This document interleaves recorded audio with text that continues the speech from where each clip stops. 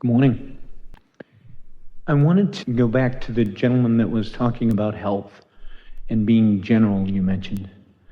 And I wanted to do it in a different frame of just abundance of good health, abundance of prosperity, abundance of love, abundance of everything.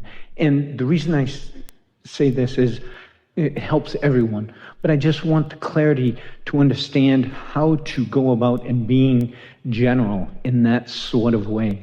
Well, here's the rule of thumb. This is what we're offering. Anytime you know for sure that your frame of mind about a subject is not where you want it to be. In other words, when you know that you're more negatively oriented right now about this than positively oriented, that's really the time to be as general about it as you can. When you know that you're positive about it, that's the time to be as specific as you can, because general slows the momentum down and specific speeds the momentum up. Does that make sense? Yes. So continue with what you're reaching for. I'm reaching for the words to say, to become general about abundance in general. It doesn't need to be abundant of anything in particular, but just good health and well-being. In order to prime this pump a little bit, let's take the flip side of it. Let's think in terms of shortage consciousness. So shortage consciousness goes like this. Let's take the abundance subject first. People who have shortage consciousness relative to abundance have this flawed premise. They think that there's a finite pile of resources that are somehow being divided among you, and usually they think unfairly divided among you. They don't understand that the resources are exponentially expanding because of desire. They don't understand that resources are about thoughts that have turned to resources. Think about your economy today and how no stuff's being trucked in. In other words, it's not being piped in from other planets. It's becoming resources as thoughts and ideas are turning to those resources. You are agreeing with that? So shortage consciousness about money is about, lack consciousness about money is about a misunderstanding of how there's a never-ending flow of all of it. And so when you feel the absurdity of that, it can make you feel more optimistic about it. But then you've got to put yourself in sync with the optimism that you found, which means you have to find ways of feeling good about that. And it is simply the process of speaking it and see how it feels, and speaking it and see how it feels. So let's say that the subject that you are working on is the subject of feeling more financially prosperous. And let's say that the current reality that you are living doesn't really support that to the degree that you would like to, that you feel limitations relative to your financial situation. And so if you are looking precisely at how much money you have, what your asset to liability relationship is, if you're looking at your income increase, in other words, if you are looking at reality and coming up with answers that you don't want to come up with, then those specific thoughts are holding you in a place you don't want to be, and even taking you further into a place that you don't want to be. So you know that's not the right approach.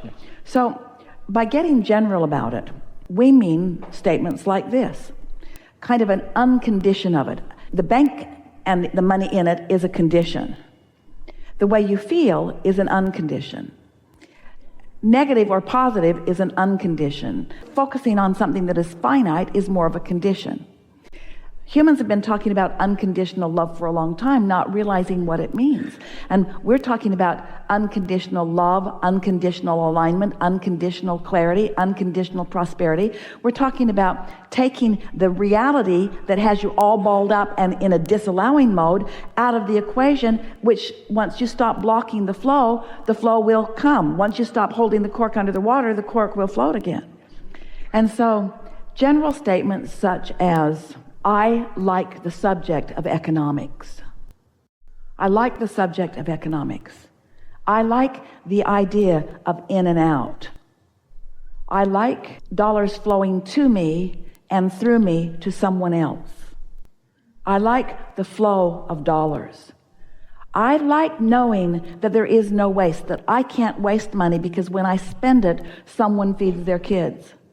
I like knowing that I don't waste money because when I spend it, it's economics that someone else benefits from.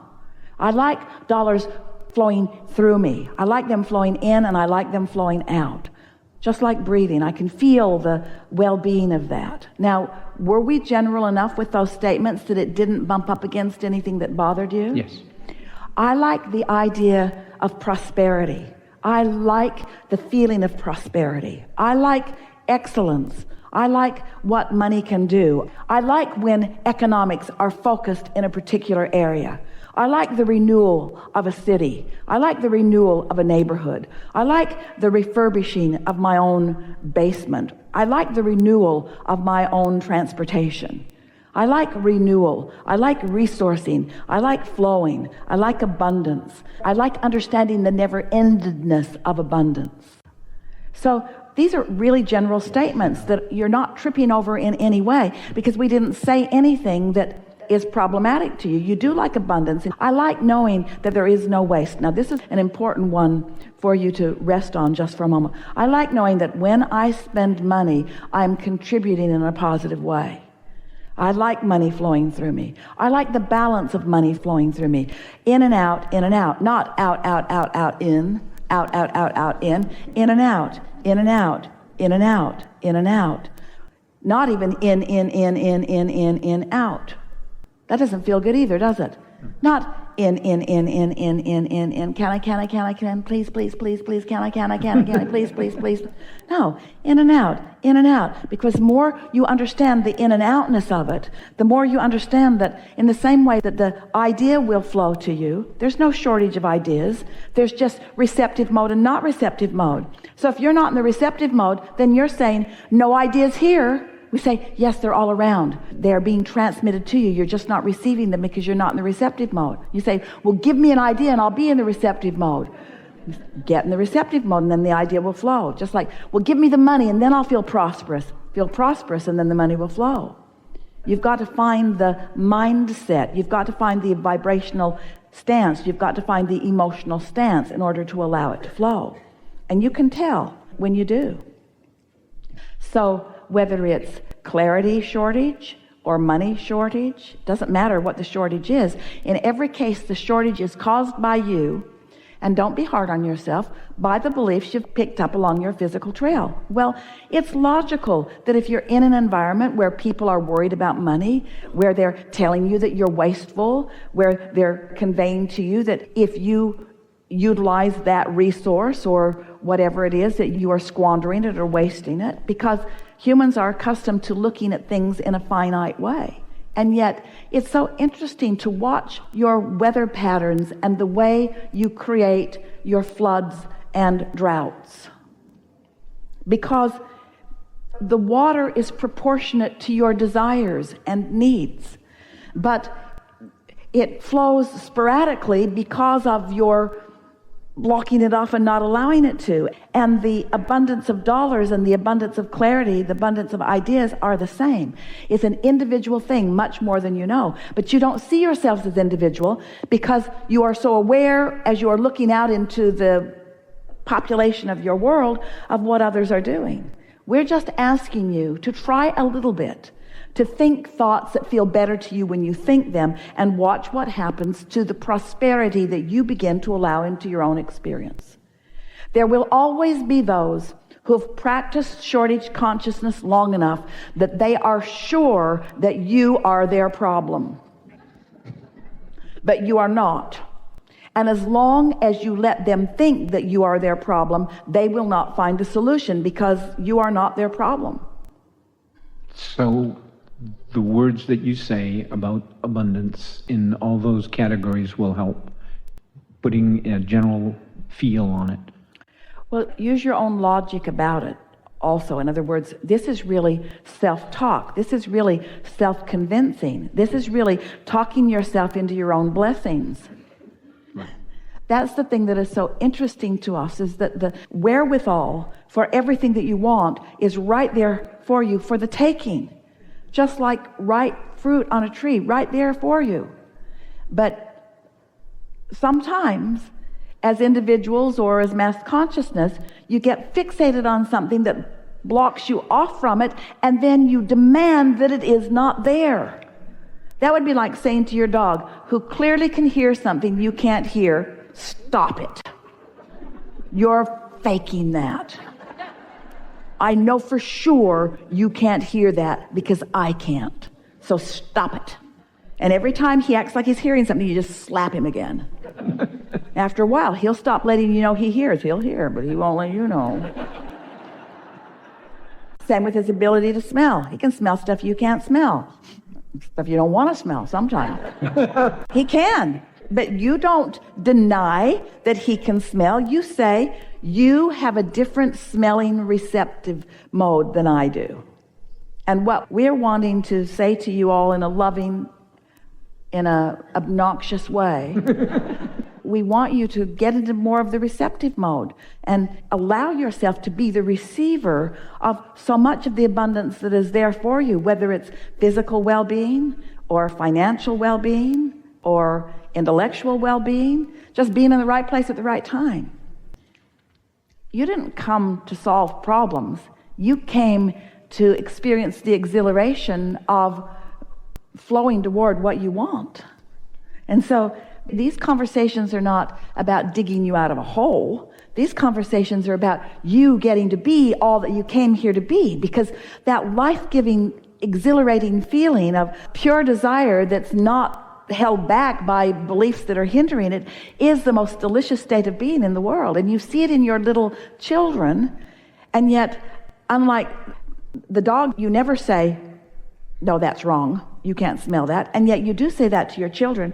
That optimism is ill-placed, you say to them. Sometimes you do.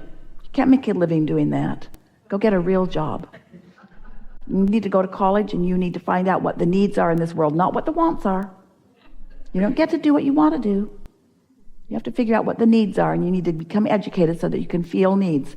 I know life sucks, but it's hard. That's sort of the adult to children perspective. And if they're happy, especially if they're loud when they're happy, you say, settle down, settle down, settle down. You want them to settle down. Face reality. And they say, no, I wasn't born to face reality. There's so much that I can see that you can't see, dear dead mother and daddy. You can't see it anymore because you've stopped allowing yourselves to believe. But I'm little and I'm young and I still believe. And we want you to return to those who believe. And you can do it. Oh, here it is. You got to figure out how to get there around your path of resistance. That's why we call it the path of least resistance. It really would be better if we called it the path of most allowance, but most humans can hear the path of least resistance more. So consider this.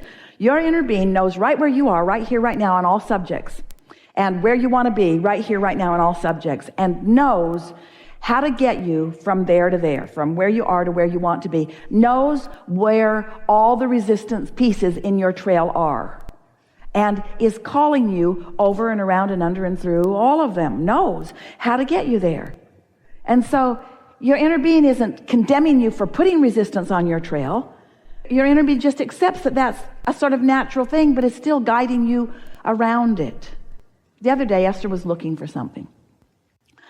Happens from time to time because she's spread out in a lot of different places. And so she could not find it. It was a piece of paper. She sort of kind of remembered where she last saw it, and she knew which logical pile it should be in and which suitcase or box it was likely in, as she had transported it from one place to another.